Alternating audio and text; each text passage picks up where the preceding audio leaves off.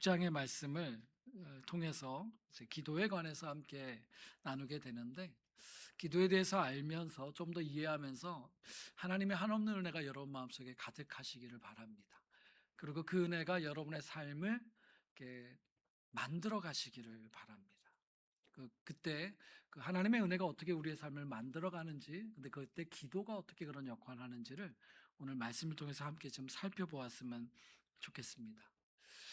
성경 말씀 마태복음 6장을 보면은요, 저는 이제 설교하기 때문에 이렇게 띄엄띄엄 이렇게 끊어서 말씀을 전하지만, 6장의 말씀을 통으로 읽어보면 전반부에 예수님께서 자선, 그러니까 선을 베푸는 자선에 대해서, 그리고 기도에 대해서, 그리고 금식에 대해서 이렇게 연이어서 이렇게 말씀하신 것을 볼 수가 있어요. 이렇게 말씀 준비하면서 이런 질문이 들더라고요. 만약 제가 여러분은 자선을 또는 기도를 그리고 금식을 어떻게 이해하고 계세요? 라고 여쭈면, 저는 진짜 다양한 경험과 간증과 또 성경적인 어떤 이해들이 쭉 나올 것 같아요. 너무 풍성할 것 같아요. 근데 제가 오늘은 특별히 이 세 가지 주제, 특별히 기도에 대해서는, 그런데 오늘 마태복음 6장에 예수님께서 하셨던 그 정확한 그 구절들을 중심으로 그 의미를 살펴보는 것이 뜻깊다 싶어서 오늘 말씀에만 한번 집중해 보려고 합니다. 자선과 기도와 금식. 주님께서 이 세 가지에 대해서 말씀하시면서 가만히 살펴보면 그 구절들에 이 세 가지 공통적으로, 이 주제들에 대해서 두 가지를 공통적으로 말씀하는 것을 볼 수가 있습니다. 첫 번째는 뭐냐면, 그 자선과 기도와 금식을 하되 사람에게 보이려고 하면 안 된다, 사람에게 보이려 하지 말라라고 그렇게 말씀하고 계시죠. 그리고 반대로 사람처럼 보이지는 않지만 숨어서 다 살펴보시는 하나님을 향해서 행해야 된다라고 말씀하고 계세요. 이 말은 우리의 자선 또는 우리의 기도, 우리의 금식이 결국은 누구를 향해야 하는가를 말씀하시는 거죠. 보이는 사람들의 시선을 향하는 것이 아니고요, 보이지 않지만 살펴보시는 하나님을 향하여 드리는 자선이고 기도고 금식이어야 된다라고 이제 말씀하고 있어요. 두 번째, 이 세 가지 주제에 대해서 공통적으로 말씀하시는 것이 있다면 그것은 뭐냐면, 이 자선과 기도와 금식 모두가 다 상과 연관되어 있다는 겁니다. 그러니까 상을 주신다. 개역 개정에는 상을 주신다 하고, 우리가 읽은 세번역에는 하나님 아버지께서 갚아 주신다, 이렇게 표현되어 있습니다. 이건 한번 구절로 볼까요? 마태복음 6장 4절 말씀 한번 띄워주시면 이렇게 되어 있습니다. 내 자선에게를 숨겨두어라. 그리하면 남모르게 숨어서 보시는 내 아버지께서 너에게 갚아주실 것이다. 하나님 갚으신다고 하시고요. 마태복음 6장 6절 기도에 대해서는, 너는 기도할 때에 골방에 들어가서 문을 닫고서 숨어서 계시는 내 아버지께 기도하여라. 그리하면 숨어서 보시는 너의 아버지께서 너에게 갚아주실 것이다. 또 말씀하시고요. 이제 금식에 대해서도 6장 18절에 이렇게 말씀하십니다. 그리하여 금식하는 것을 사람에게 드러내지 말고 보이지 않게 숨어서 계시는 내 아버지께서 보시게 하여라. 그리하면 남모르게 숨어서 보시는 내 아버지께서 너에게 갚아주실 것이다. 여러분, 예수님은 이 세 가지 주제에 대해서 계속 연속하여서 세 번 강조하신 것이 무엇이냐면, 그 기도, 그 자선, 그 금식이 헛되이 사라지지 않는다는 겁니다. 그것은 하나님이 반드시 갚아주신다라고 말씀하고 있어요. 사람은 모를 수 있어요. 아버지는 갚아주신다고 합니다. 종종 어떤 분이 이제 이렇게 말씀하신 걸 들어요. 예를 들면 자선과 관련하여서, 우리가 자선을 행할 때 그 성경에 예수님이 유명하게 말씀하셨는데, 그 구절이 여기 있었어요. 앞에 오른손이 한 것을 왼손이 모르게 그렇게 해야 되지 않겠어요? 그래서 혹시 그렇게 남모르게 하면서 보상을 받지 못해도 그래서 자선을 계속 행합시다. 이거 참 고귀한 말이죠. 심지어 이렇게도 말씀하세요. 아예 상을 바라지 말고 그냥 남을 위해서 자선을 행합시다, 이렇게 말하는 것도 듣게 돼요. 예, 그거 얼마나 귀한 마음입니까? 근데 여러분, 저는 그것도 귀하지만 저는 우리가 성경대로 바라보는 게 맞다고 생각해요. 예수님께서 말씀하신 대로 우리가 생각했으면 좋겠어요. 주님 뭐라 그러셨냐면, 사람은 모를 수 있다. 오른손이 한 것을 왼손이 모르게 해라. 그래야 된다. 그런데 그래서 아무 보상이 없는 게 아니다. 하나님 아버지께서는 반드시 갚으신다. 하나님은 갚으신다는 것은 놓치지 마시기 바랍니다. 하나님은 갚아주시는 분이십니다. 저는 여러분의 인생이 하나님이 갚으시는 인생이 되시기를 바랍니다. 하나님이 갚아주는 삶이 되시기를 바랍니다. 특별히 오늘 기도와 관련하여서 여러분이 하나님 아버지를 향해서 하나님께로만 그렇게 향하고 나아가실 때 하나님께서 갚아주시는 그 상이 여러분의 인생에 차고 넘쳤으면 좋겠어요. 여러분, 그 하나님께서 갚아주신 상에 대한 기대와 믿음을 가지시기를 바랍니다. 비록 사람들에겐 보이지 않을 수 있습니다. 세상의 방식과 달리 우리에게 하나님 갚아주실 수 있습니다. 심지어 어떤 사람들은 우리가 그렇게 기도하는 내용을 듣고 그거는 불가능한 이야기야 라고 인정하지 않을 수도 있습니다. 그러나 여러분, 하나님만을 향한 그 골방의 기도를 그래도 놓치지 마십시오. 절대 놓치지 마십시오. 왜냐하면 하나님이 갚으시기 때문입니다. 여러분, 우리가 살다 보면 우리 나름대로 각자의 인생의 골방 같은 시간이 있고 그런 상황이 있고 그런 때가 있죠. 우리 시간의 골방, 가정에서도 그렇고요, 직장에서 그렇고요, 학교 생활할 때 다 마찬가지입니다. 우리 나만의 골방과 같은 시간, 그때에 그것을 하나님께 올려드리는 그 기도의 시간을 꼭 가지시기를 바랍니다. 하나님은 그 하나님만 향하는 그 기도에 반드시 응답해 주시고 갚아 주시는 분이십니다.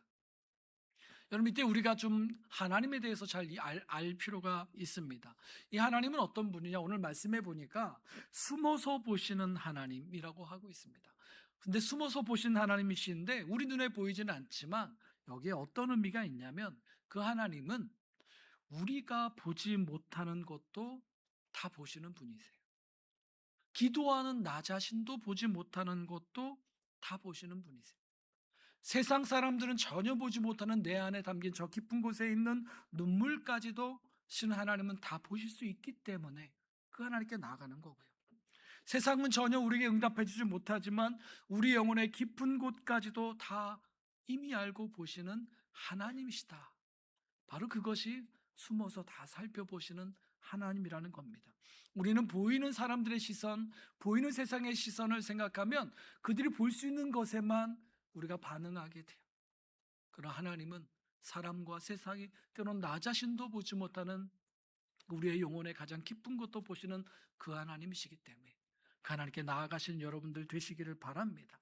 그래서 그 하나님께서는 우리가 구하는 것들만 아니라 때로는 우리가 미처 생각지도 못하고 그래서 구하지도 못하는, 그런데 우리에게 정말 필요한 그것까지도 하나님은 아시고 우리에게 채워주시는 분이라는 것입니다. 저는 이 말씀이 오늘 본문 8절에 나와 있죠. 우리 8절 말씀 한번 띄워주시고요, 8절 같이 읽어보겠습니다. 그러므로 그들을 본받지 말아라. 하나님 너희 아버지께서는 너희가 구하기 전에 너희에게 필요한 것이 무엇인지를 알고 계십니다. 아멘. 네, 여러분 옆에 있는 분에게 한번 하십시다. 이게 좀 길지만 당신이 구하기 전에 하나님 아버지께서 이미 아십니다. 한번 합시다. 네, 맞습니다. 우리가 구하기 전에 때로는 우리가 모를 때에도 우리에게 정말 필요한 것을 하나님이 아신다는 거죠. 여러분, 그래서 기도는요, 너무 너무 중요하고 너무 소중하고 너무 좋은 기회입니다. 어떤 기회인지 아십니까?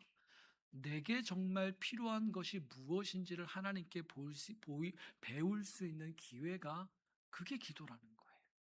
우리는 내가 생각하고 내가 필요하다고 생각하고 정한 것들만 기도할 때가 많이 있지만 하나님 아버지는 정말로 내가 필요한 것이 무엇인지를 아셔서 하나님 아버지께 나아갈 때 그때 알려주세요. 다시 세상의 사람들과 세상의 시선만 생각하면 그 보이는 선에서 우리의 기도가 멈출 때가 많은데, 우리가 정말 골방에서 하나님만 향해서 내 마음을 드릴 때 하나님, 야, 그것도 있지만 너에게 정말 필요한 게 이거야, 알려주시는 거예요.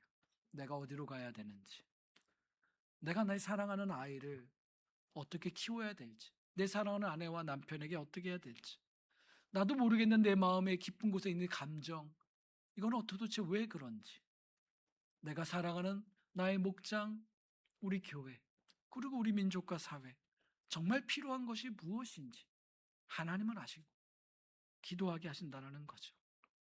여러분, 우리는 기도 가운데 하나님께 나아갈 때 정말 우리에게 필요한 것이 무엇인지를 비로소 배울 수 있고 깨닫게 되는 너무나 귀한 시간입니다. 그 하나님 향해 설 때 하나님께서는 우리의 기도를 당신이 아시는 우리에게 정말 필요한 그것을 향해서 이끌어 가시고, 그렇게 어떻게 하시겠습니까? 그 필요를 보게 하시고 그 다음에 우리로 기도하게, 그거를 구하게 하세요. 그리고 주님 뭐라 그러셨어요? 숨어서 보신 하나님이 그 기도를 갚아주신다고 하시잖아요. 정말 필요한 것을 우리로 구하게 하시고 구한 그것을 주님은 갚아주시는 하나님, 참 좋으신 하나님이십니다. 여러분, 그 기도 앞에 나아가신 여러분들 되시기를 바랍니다. 여러분, 그런 의미에서 기도는요, 우리의 인생이라고 하는 밭을 일구는 시간이에요. 밭을 일구는 시간이에요. 그러니까 기도는요, 도깨비 방망이처럼 뚝딱하면 뭘 딱 얻는 게 아니라 실은 그런 문제보다 더 깊이 우리가 살아가는 우리의 인생을 일구어가고 바꾸어가는 게 기도라, 이렇게 말할 수 있습니다. 내가 생각하고 구하는 것에서 더 나아가서 나의 진정한 필요를 아시는 하나님께 묻고 구할 때 그 하나님의 뜻을 알게 될 때, 그 하나님의 뜻에 따라 기도하게 될 때 그 기도에 따라서 이제 우리의 인생의 길을 걷게 되고 우리의 인생의 밭을 일구게 된다라는 거죠. 아, 우리 가정에 이게 필요했구나. 아, 참 어려운데 내 자녀에게 이게 필요했었구나. 우리 관계에 이게 필요했고 내가 직장에서 이게 정말 나에게 정말 필요한 것이었구나. 하나님 알려주시고요, 그를 구하게 되고 기도하는 것은 그때부터 내 생각이, 내 삶이 다른 발걸음 향해 걸어가게 되는 거죠. 그래서 여러분, 우리가 읽었던 오늘 본문에 우리가 흔히 말하는 주기도문이 포함되어 있는데, 그 주기도문의 가장 첫 번째에서 주님께서 우리에게 바로 그것을 구하라고 말씀하셨어요. 아버지 하나님의 뜻을 구하라. 한 9절과 10절 말씀인데 제가 읽겠습니다. 그러므로 너희는 이렇게 기도하여라. 하늘에 계신 우리 아버지, 그 이름을 거룩하게 하여 주시며 그 나라를 오게 하여 주시며 그 뜻을 하늘에서 이룸같이 이 땅에서도 이루어 주십시오. 아버지의 뜻이 하늘에서 이룬 것처럼 이 땅, 내가 살아가는 이 땅, 이 자리에서도 이루어지게 하여 주십시오.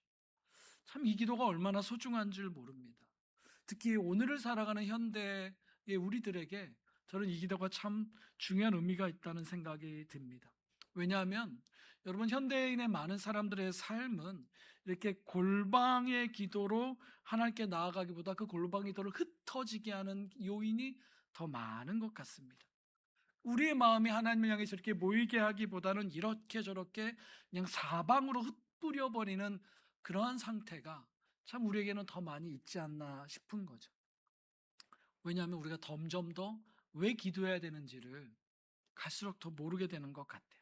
이 말은 무슨 말인지 아십니까? 왜 기도하는지를 모른다는 말은 우리가 왜 살아야 되는지를 실은 잘 모른다는 거예요. 무엇을 위해 살고 그래서 무엇을 위해 기도해야 하는지를 점점 더 알지 못하고 생각하지 않는 그런 시대, 그런 문화인 듯 합니다.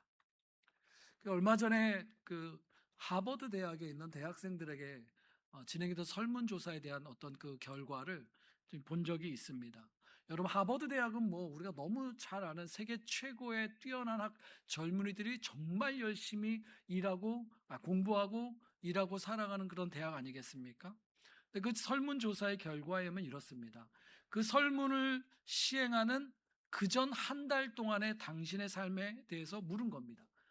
그 결과 어떻게 나왔냐면, 적어도 설문조사 한 달 전, 최근에 한 달 동안 대답했던 학생들의 58%, 근 60%에 대한 학생들이 나는 아무런 목적이나 의미를 느끼지 못하고 살았습니다. 아이러니 같아요. 저렇게 열심히 살고 밤을 새워 공부하는데 실제로 느끼는 건 나에게는 어떤 목적과 의미를 나는 실은 느끼지 못한 채 살아가고 있다는 거죠. 예전에도 한번 말씀드렸는데, 제가 한 7년 전인가 8년 전에 우리나라에서 진행됐던 연구 결과를 봤습니다. 그 당시에 대학을 졸업했던 평균 26세 이른 우리나라 대학생들, 졸업생들의 62.2%가 대학 졸업 다 하고 나서 어떤 느낌이냐면, 나는 무엇을 하고 싶은지 모르겠다. 그리고 62.3%가 졸업을 다 했는데 난 무엇을 잘하는지 모르겠다. 이런 결과가 나왔어요. 여러분, 근데 이게 대학생들만의 문제는 아닌 것 같습니다. 성인들의 삶에서도 그런 것 같아요. 열심히 사세요. 자신의 삶의 아주 중요한 이유와 목적을 알았다라고 합시다. 그래서 내가 나름대로 나의 시간 속에서 무엇이 중요한지를 열심히 찾았고 결정하고 그렇게 살아가고 있다라고 여기지만 내 현실의 실제의 삶을 보면 괴리가 꽤 큰 거를 발견하게 되죠. 실제 하루의 삶을 살다 보면 하루의 삶은 어떻게 채워져 있냐면 그저 소소한 일들로 채워져 있고 그 소소한 일들에 반응하면서 그렇게 하루는 저물고는 합니다. 그렇게 지나가 버린 시간들을 보면서 그러니까 내 삶의 진짜 목적이 뭐지? 이유가 뭐지? 그렇게 되물을 때가 참 많은 그런 어른들의 모습도 보게 되죠. 그 미국의 이제 또 다른 대학입니다. 예일 대학도 되게 이제 중요한 대학이고 예일 대학에서 진행되는 굉장히 중요한 프로젝트 중에 하나가 인간의 참된 그 번성, 그러니까 플러리싱이라고 하는 건강한 그 하나님적인 관점입니다. 그거를 가르치기 위해서 이런 교육 과정이 있습니다. 살 가치가 있는 삶. 그러니까 과목 이름이 살 가치가 있는 삶이라는 교육 과정이 하나 있습니다. 이제 이 과정을 위해서 세 분의 교수님이 협업을 하세요. 볼프라는 교수님하고 크로스맨이라는 교수님하고 맥애널리 린치라는 교수님이 이 과정을 이끌어 가시는데 그 과정에 오는 이제 그 학생들에게 위한 책을 하나 썼어요. 그 책에 이런 구절이 나옵니다. 한번 제가 문장을 보여드려 띄워주시면 이렇게 되어 있습니다. 인생은 영웅적인 도덕적 행위를 요구하는 위기의 연속은 아니다. 말이 좀 어렵지만 대부분의 경우 그것은 작고 겉보기에 사소해 보이는 결정과 비결정의 연속이다. 이런 거죠.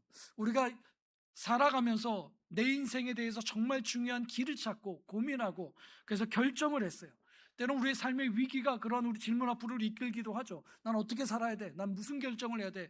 고민하고 때로는 기도하고 때로는 아파하면서 중요한 결정을 딱 내렸지만 실은 그런 일들이 삶에 계속 반복되는 건 아니라는 거예요. 매번 그렇게 살고 있지는 않죠. 때로 그렇게 결정을 한 듯 하지만 실제 삶은 보면 우리의 현실의 하루하루의 삶은 작은 일들, 겉보기에 사소한 일들, 그것들 결정하느라고 시간을 참 많이 보내고 그런 일들의 연속이죠. 그러지 않습니까? 여러분 실제 하루 어떻게 보내십니까? 아침에 일어나면 그냥 일어나서 밥 먹죠. 직장 다니면 점심 가면 어떤 결정을 해야 돼요? 아침 10시부터 점심 뭐 먹지? 그 고민 많이 해요. 다 그래요. 점심 때 뭐 먹을까? 그렇게 하다가 점심 가서 맛있게 먹고 돌아와서 오후에 항상 하던 일들을 하고 저녁 때 또 결정을 해야죠. 오늘 저녁에 집에 가면 뭐 할까? 오늘 친구 만날까? 아니면 영화 볼까? 아니면 이제 술 마시는 세상 사람들 오늘 술이나 한잔 할까? 아니면 그것도 아니면 오늘 집에 가서 넷플릭스 뭐 볼까? 뭐 이런 생각들. 의외로 우리의 하루의 삶은 그 작은 일들 그거 결정하면서 시간 많이 가요. 때로는 더 많은 시간은 결정하지 않을 때 이제 미결정이라는 게 그겁니다. 결정하지 않을 때 그냥 내 시간대로 그냥 가고 있는 거예요. 익숙한 대로. 이런 일이 더 많이 있죠. 여러분, 그렇게 그냥 정해진 것 없이 가는 것 같은 그런 우리의 시간에 그 시간들 소소한 작은 일들을 이제 기도라고 하는 것이 우리의 삶을 다시 정리해주고 구성해주고 만들어가는 중요한 역할을 하는 것을 보게 되는 거죠. 이런 겁니다. 잠시 하나님 앞에 머물러 앉아서 아버지, 아버지의 뜻이 무엇이요? 똑같은 일상의 그 아침 시간에 앉아서 오늘 하루가 시작됐는데 하나님 아버지, 아버지 뜻이 무엇인가요? 이렇게 묻는 시간을 통해서 어쩌면 그렇게 흘러가 버릴 아침의 시간을 다시 한번 의미를 되새겨 보게 되는 거죠. 이미 정해진 듯이 그렇게 일상이 채워져서 흘러가는 그 시간, 그 작은 일들 속에서도 아버지 이 작은 시간들 속에 하나님의 선한 뜻을 이루어지기를 원합니다. 그 마음을 담았고 기도를 드리는 거죠. 나의 골방의 시간이 되는 거예요. 그 지나가는 작은 시간들이 골방이 돼서 하나님 나는 이런 시간이 참 많이 지나가요. 아침에도 이렇게 지나갔고 점심을 지나갔는데 주는 그 작은 시간들 속에 작은 만남들 속에 하나님 아버지의 선한 뜻이 이루어지기를 원합니다. 그리고 그 시간들을 주님께 올려드리는 겁니다. 그렇게 드려지는 작은 시간들 그 기도 속에 그것이 하나님께 올려질 때 그 작은 일들과 또 생활의 만남들 그것이 그냥 내 인생의 지나가 버리고 돌아오지 않을 길과 같은 것이 아닌 거죠. 밟고 지나가는 무심한 길이 아니라 그렇게 지나갔던 그 길이 이제는 밭이 되는 거예요. 이 작은 시간, 어쩌면 친구와 마셨던 커피 한 잔의 시간일 수도 있겠어요. 나 홀로 앉아 어떤 때는 아무 생각 없이 보냈던 시간일 수도 있겠어요. 근데 그 시간들 주님께 올려드리면서 어느덧 그 작은 시간들이 밟고 지나가는 길이 아니라 이제 하나님의 뜻을 생각해보고 소망하게 되고 구하면서 하나님이 거기에 당신의 뜻을 심어가던 밭이 된다라고 하는 것입니다. 그 작은 시간들, 의미를 발견할 수 없던 그 작은 일들, 근데 어느덧 그 일들이, 그 땅이 하나님의 뜻을 구하는 밭이 되는 거죠. 그렇게 별것 아니었던 그 시간이 어느 날 이유가 있어 보이고 소중해 보이고 생각하게 되고 뜻을 구하게 되고, 그 주님의 그 뜻이 어느 순간에 내 삶을 바라보는 나의 이해가 되고 나의 생각이 되고, 그리고 그것이 자라나서 그 작은 시간들을 향한 소원과 열망이 내 안에서 자리 잡게 되는 겁니다. 그 열망으로 기도하면서 우리는 그 시간을 하나님의 뜻에 따라 바꾸어 가고 그 밭을 일구어 가게 되는 겁니다. 꽤 많은 사람은 그러한 기도함이 없기 때문에 무심히 그 시간들을 많이 보내는 것 같아요. 항상 그랬으니까. 언제나 그랬으니까. 그렇게 우리의 시간은 지나가지만, 그러나 또 어떤 이들은 그 기도 속에 그 하나의 작은 시간을 주님 앞에 내어드리고 그 골방에 올려드리면서 하나님께 맡겨드렸을 때 주님 말씀하신 것처럼 하나님이 갚으십니다. 그 시간 가운데 당신의 뜻을 알려주시고 내가 생각하지 않은 또 다른 하나님의 의미를 품게 해주시죠. 하나님, 저는 매일같이 설거지를 너무 많이 해요. 하나님, 저는 빨래도 많이 해요. 저는 누군가를 돌보는 이제 시간을 많이 보내요. 그냥 그렇게만 세상적으로 생각하면 힘들 수 있지만 그 시간 주님 앞에 올려드릴 때 거기에 심으는 주님의 뜻을 생각하게 되고 달리 보게 되고 달리 기도하게 되고 거기서 하나님의 열매가 심기고 자라나는 주님의 밭이 되는 줄로 믿습니다. 여러분, 그러다 보면 어느 날 내 안에 박혀있는 돌도 발견하게 돼요. 주님의 뜻과는 반대되고 내가 정말 원하고 거친 돌들을 내 속에 이렇게 자리 잡고 있는 것을 발견하게 되죠. 부딪히게 됩니다. 근데 그것도 기도라는 그 방식을 통해 그 딱딱해져 버렸던 내 삶의 그 습관, 그 방식, 그 생각들을 주님께서 일구기 시작합니다. 기도 가운데 바꾸어 가기 시작합니다. 여러분, 우리는 못하지만 골방의 시간에 그것도 올려드리면 주님 것을 밭으로 바꾸세요. 딱딱한 돌길이 아니라 주님의 밭으로 바꿔가시는 분이십니다. 왜냐하면 내가 나의 것을 구하는 것이 아니라 아버지의 뜻을 구하기 시작했기 때문입니다. 하늘에 계신 우리 아버지, 주님의 이름을 거룩하게 하여 주십시오. 주님의 나라가 내 삶에 이 땅에 오게 해 주십시오. 주님의 뜻이 하늘에서 이루신 것처럼 오늘 이곳에 내 땅에 나의 삶의 자리에 이루어지게 하여 주시옵소서. 여러분, 여러분의 그 어느 시간, 작은 시간도 하나님의 시간에서 벗어난 시간은 없습니다. 여러분의 그 어떤 작은 일들도 하나님의 관심에서 벗어난 사건은 없습니다. 주님께 올려드릴 때 주님은 거기에 당신의 땅으로 바꾸시죠. 여러분, 주기도문이 이렇게 끝나죠. 나라와 권세와 영광은 영원히 아버지의 것입니다. 그렇습니다, 여러분. 우리의 기도가 그렇게 주의 뜻을 구하는 기도로 시작돼야 되고, 우리의 기도가 이렇게 주의 나라와 영광을 고백하는 그 고백으로 마무리되어야 될 것 같습니다. 여러분, 그 기도를 우리가 배우고 그 기도로 생각하고 호흡하고 살아갈 때 어느덧 우리의 인생은 허무하게 지나가는 시간들의 연속이 아니라 어느덧 하나님의 열망, 그 뜻에 대한 소망, 기대로 일구어져가는 땅이 되고요. 그렇게 그 일구어진 땅에 일어나는 새로운 일들을 바라보며 주님께서 당신의 영광을 드러내셨습니다. 주님의 나라를 이루어 가십니다라고 고백하는 그러한 열매가 맺히게 될 줄로 믿습니다. 사랑하는 여러분, 저는 여러분의 삶이 그렇게 기도함을 통해 여러분의 삶의 인생의 자리가 그 밭이 일구어지시기를 축복합니다. 여러분, 오늘 이 기도를 가르치시는 예수님도요, 실은 하나님의 아들이시지만 당신의 그 주어졌던 시간의 삶을 기도로 일구셨다는 것을 아십니까? 주님도 그러셨어요.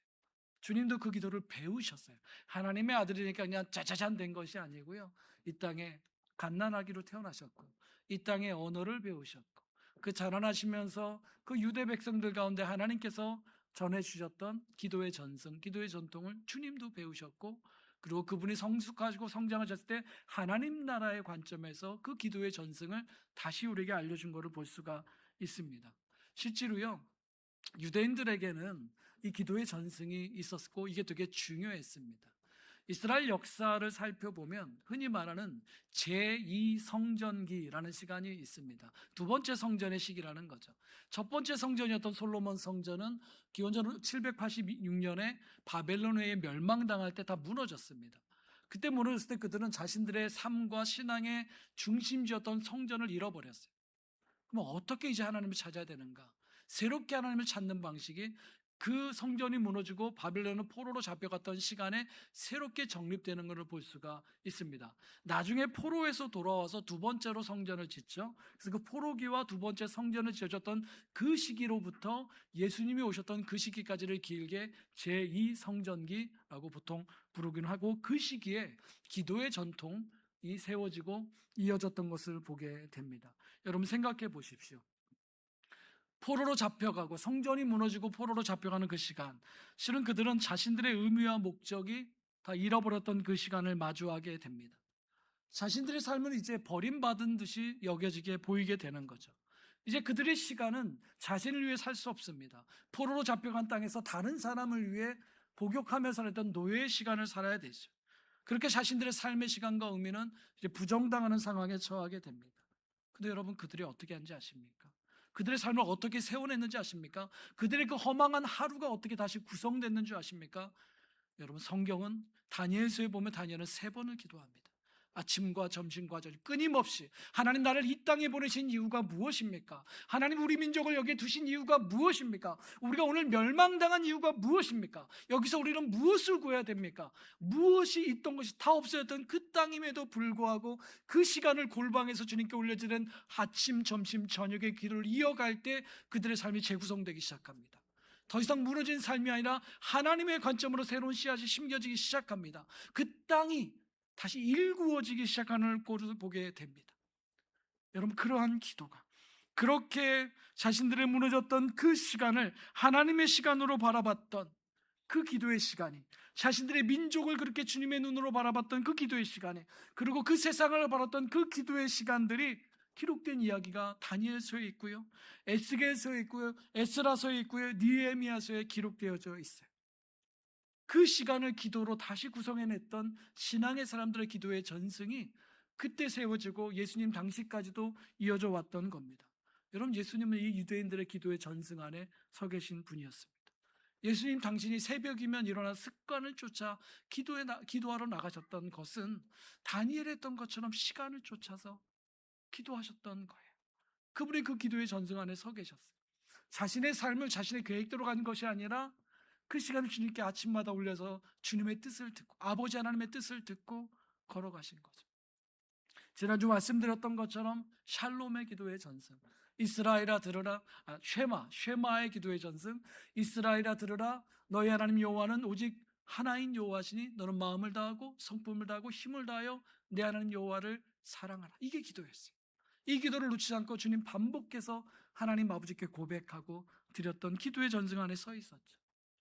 그리고 여러분, 오늘 우리가 읽고 있는 이 주기도문도 내용적으로 보면 실은 유대인들에게 이어져 왔던 아미다라고 하는 18개 축복 기도문의 전승과 유사한 점이 있습니다. 근데 그것을 진정한 하나님 나라의 복음의 관점으로 주님이 다시 우리에게 알려주시면서 주신 기도가 바로 주기도문입니다.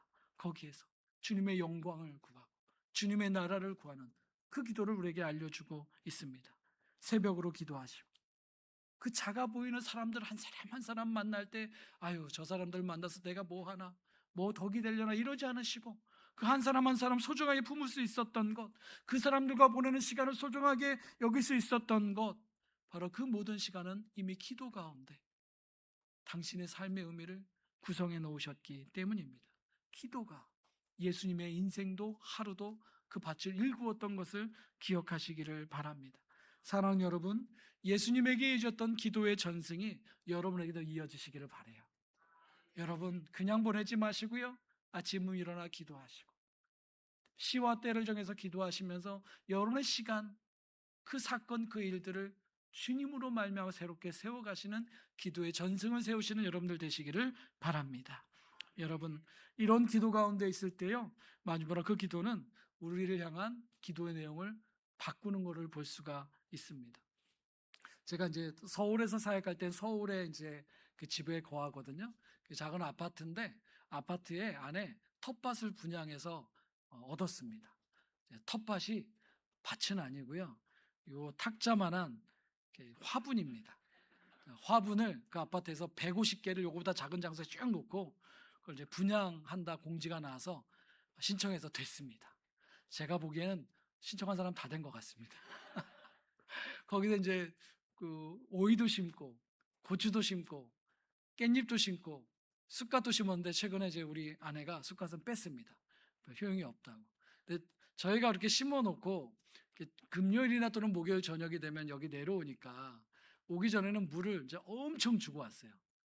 뭐 이제 며칠 못 준다는 생각에 엄청 주고 왔는데 얼마 전에 이제 아내를 통해 들었어요. 거기 매일 나오시는 그 베테랑이신 할머니가 저희의 텃밭을 보시고 하시는 말씀이 물을 너무 많이 주지 마라. 그러면 잎이 그러니까 연두색, 그러니까 노래져서 금방 식물이 자라지 못한다. 물 많이 줄 필요 없다. 여러분 이게 영적으로 맞는 것 같아요. 여러분 우리가 하나님의 뜻으로 우리의 인생의 밭을 일구는 기도를 할 때 우리의 기도가 어떻게 바꾸냐면 너무 많은 것을 구하는 것도 안 하게 돼요. 이게 무슨 말이냐면 주님께서 하나님의 뜻을 위해서 구하는 그 기도 다음에 우리에게 알려주신 게 어떤 기도를 주셨냐면 일용할 양식을 구하라 라고 하셨어요. 이게 영어로 하면 daily bread예요. 그러니까 오늘 먹은 양식을 구하라. 근데 우리는 보통 그렇게 안 하죠. 하나님 기왕이면 1년 먹을 양식을 좀 쌓아 주십시오. 제가 이 기도는 다시 하지 않도록 제 지금 통장을 채워 주십시오. 이렇게 기도하잖아요. 또 기도가 바뀌는 거죠. 주님이 가르쳐 주신 기도는 그게 아니고 먹는 게 얼마나 중요한지를 아니? 매일같이 세 끼를 먹는 게 너의 생명을 보존하잖아. 그 중요한 거 매일 구해야 돼. 매일 나에게 구해야 돼. 내일이면 내일 또 나에게 나와서 구해야 돼. 주님 우리 기도를 바꾸세요. 다 쌓아놓고 더 이상 하나님 안 찾는 게 아니라 하나님 찾을 수 있게 다시 하나님을 기도할 수 있게 마치 광야 40년 동안 이스라엘 백성이 매일 아침이면 들녘에 나가서 하나님께서 내리셨던 기적과 같은 그 만나를 걷어다가 매일 먹었던 거죠. 그렇게 하나님의 손길을 경험했던 것처럼 하나님은 우리에게 너무나 소중한 것인데 그걸 매일 구하라라고 우리 기도를 바꾸시는 걸 볼 수 있어요. 또 주님 우리 기도를 거룩함을 향한 열망으로 우리의 기도를 바꾸신 걸 보게 되죠. 왜냐하면 우리가 처음 기도할 때 하늘에 계신 우리 아버지의 이름이 거룩하게 되기를 원해요. 아버지의 이름이 저 먼 곳에서 저 딴 나라에서 저 사람의 삶에서가 아니잖아요. 내 삶에서 바로 여기에서부터 주님의 이름이 거룩히 여김이 되기를 원합니다. 그래서 여러분 우리는 구하게 되는 것이 무엇입니까? 하나님 제가 피할 것은 피하게 해주세요. 주님 제가 시험에 들지 않게 해주세요. 죄에 빠지지 않게 해주세요. 악에 빠지지 않게 해주세요. 그리고 또 구할 때 하나님 나에게 잘못한 사람, 죄 지은 사람을 용서하게 해주세요. 용서하지 않으면 우리 안에 남는 것은 하나님의 거룩함은 사라지고요. 미움이 남아요. 우리 안에 분노가 남고요. 원망이 남고요. 결국은 우리 안에 상처의 쓴물이 계속 남아서 우리를 더 괴롭힐 뿐이죠. 주님 우리에게 허락하신 인생이라는 밭이 그 미움과 상처와 증오로 오염되기는 원치 않으십니다. 주님 우리에게 용서하라고 하시고요. 그 선하심으로 우리 안에 채우고 그 선하심으로 다른 이를 용서함으로 오히려 그 물결을 흘려보내라고 합니다. 하나님의 거룩하심이죠. 그렇게 할 때 나를 향해서 죄를 지었던 그 사람은 또 어떤 일이 벌어질까요? 그런 용서함을 얻잖아요. 그도 회복의 기회를 얻을 수가 있게 되는 거죠. 하나님은 우리의 기도를 바꾸어 가실 때 하나님의 뜻을 구할 때 바로 이렇게 하나님의 거룩함을 구하는 피할 것은 피하게 하시고 용서하게 하시는 하나님의 일들을 이루십니다. 여러분 이거 참 쉽지는 않습니다. 이 죄라고 하는 것은요 참 교묘하고요 끈질깁니다. 우리가 주님의 뜻을 알아서 용서도 하고 죄도 피하면서 살아가면서 우리의 성품이 또 우리의 습관들이 이렇게 성숙해가고 바뀌어가지만 여러분 그래도 우리가 바뀐 성품과 의지만으로 죄를 다 이길 수는 없어요. 주님 우리에게 분명히 말씀하십니다. 그거 기도해야 된다. 네가 훈련되었기 때문에 네 힘으로 다 될 수 있는 거 아니다. 기도해야 된다. 우리를 시험에 들게 하지 마옵소서. 우리를 악에서 구하여 주옵소서. 여러분 우리의 하나님의 거룩하심이 우리에게 이루어지는 이 기도를 여러분 반드시 놓치지 마시기 바랍니다. 여러분에게 주신 그 거룩함을, 그 밭을 거룩하게 지켜가시기를 바랍니다. 여러분 오늘 우리는 말씀을 통해 우리에게 주님께서 왜 기도해야 되는지 세 가지를 알려주고 계십니다. 정리해 봅시다. 왜냐하면 기도는 하나님께서 우리의 인생이 하나님께서 갚아주는 그 상으로 가득하기를 원하십니다. 우리에게 꼭 필요한 것을 채우시길 원하시기 때문에 여러분 우리가 기도해야 되는 줄로 믿습니다. 두 번째는 그 기도 하나님의 뜻을 배워갈 때 이제 우리는 우리의 생각, 세상의 시선만이 아니라 하나님 뜻과 하나님의 열망으로 우리의 인생밭을 일구어 가게 되고 새로운 하나님의 열매를 맺어갈 수 있게 됩니다. 기도함으로 그 밭을 일궈 가시는 여러분들 되시기를 바랍니다. 그리고 그 기도함을 통해 여러분의 그 밭이, 우리는 연약하고 부족하지만 주님이 지켜주시고 주님께서 이끌어 주시고 주의 영광의 열매로 가득하게 되시는 삶이 되시기를 주님의 이름으로 축원합니다. 이 시간 함께 같이 기도합시다.